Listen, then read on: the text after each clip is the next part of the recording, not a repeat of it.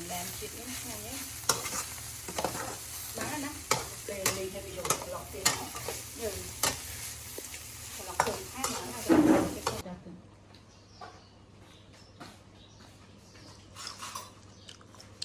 là đúng không? Lỗ máy nào không được hay nè lụi cho nó không chích em cái lụi ngặt chó nó không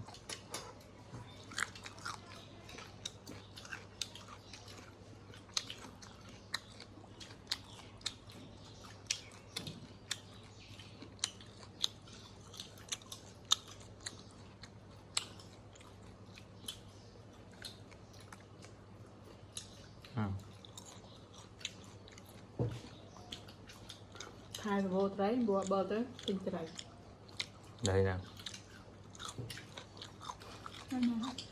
thấy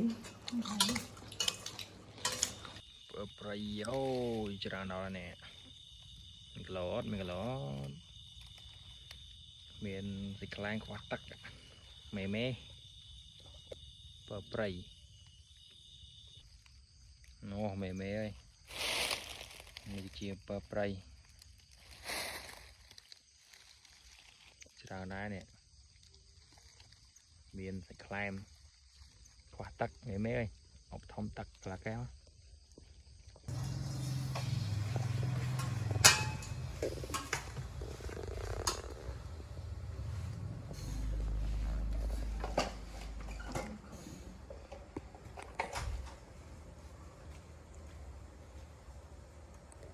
tròn nặng trang điện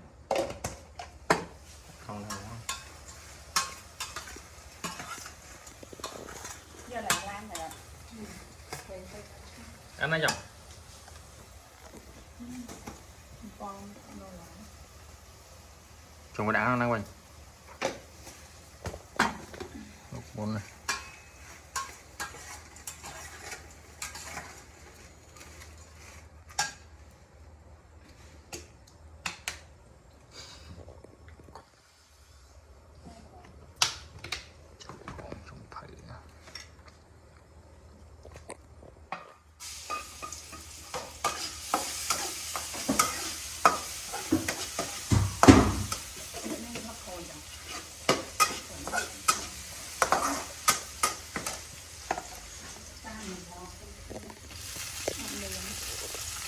lúc này nó ngâm thêm tha không môi không á rồi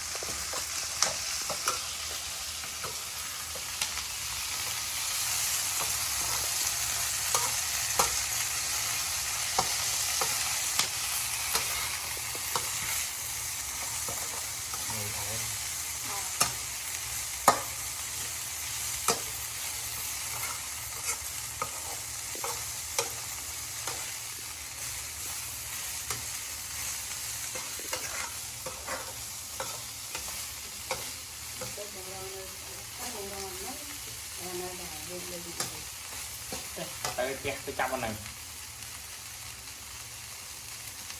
cái chắp anh đang hôn với cái chắp trên chắp cái đó đó hộp khởi vô nãy à ai nè ấy mà được nó pin nó cái chắp lại rồi chẹp lọt lòng kia còn đai ngay đai này coi chứ không coi chén còn chén trong táo nó ai kia làm bộ lỗ chả đa từ chúng ta là khỏi đa làm mát năm tuần đa thì coi cha tới một đồ nào đây nó còn chắp hết rồi giờ chắp mình giờ nghĩ còn cũng bớt này như cho màu lại màu buồn vậy quật mấy té chú không cái mấy tuổi ta mấy tuổi ta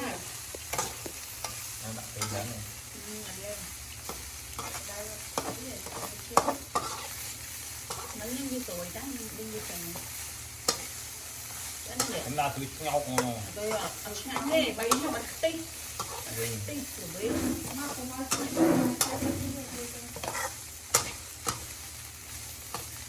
cái là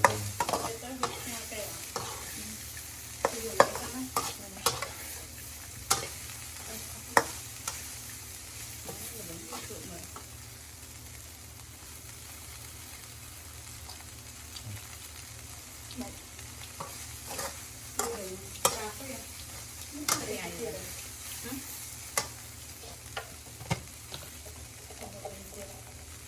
mình cái đã score này mình có lên chuối đi. tạo score này hấp dây rồi này làm lem tôi hấp dây rồi mình làm chuyện như thế này nhé bán đó để lấy cho ví dụ lọc tiền nhưng lọc tiền hai nữa là được cái con này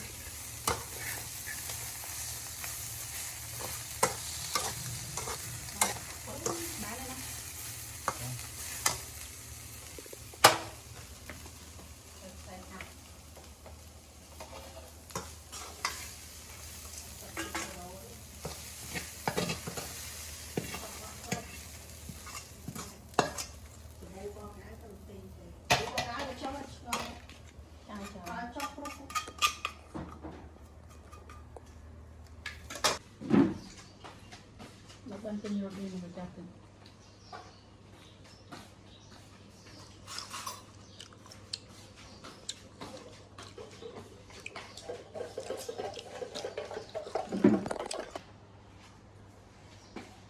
Xì nó hay xì đi kìa đây. Xì nó hay xì ở chạy chơi lụa chẳng.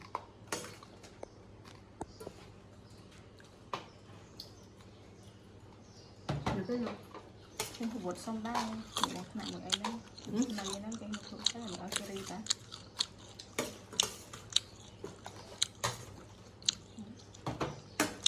Bây giờ xíu.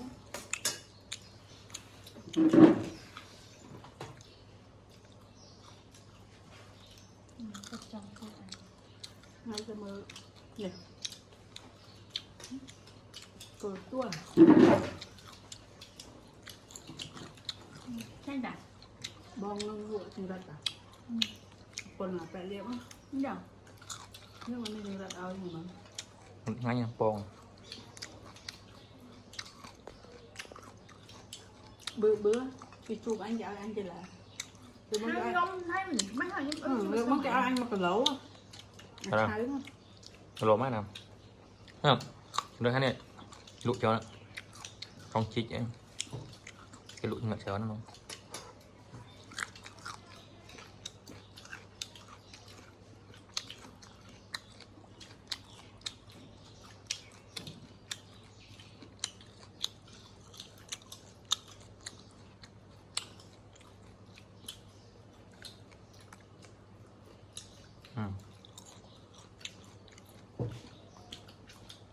hai vô đấy bùa bờ tới tinh trời đây nè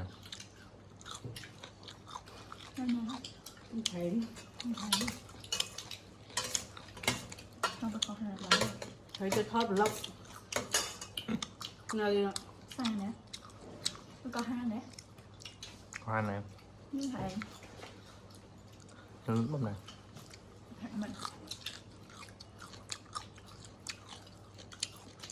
mình đang bên sạch xì bởi vì hướng soạn tây ta bên sạch xì tay sao phải câu đã lại món này thợ đang sủi nhau Quỳnh rồi anh xin sẽ có bán không có bán gì ạ Linh dân khơi nhà ba lại lính trắng này sủi Quỳnh bạn chưa qua phải bạn màu nhưng mình chuyện tự tỏ rồi anh cầm mà nói là ba xì nè mày anh như nè xì gì có quá nha không miếng em đâu hả người bảo squat đấy Uber Square không một tuần này nhắc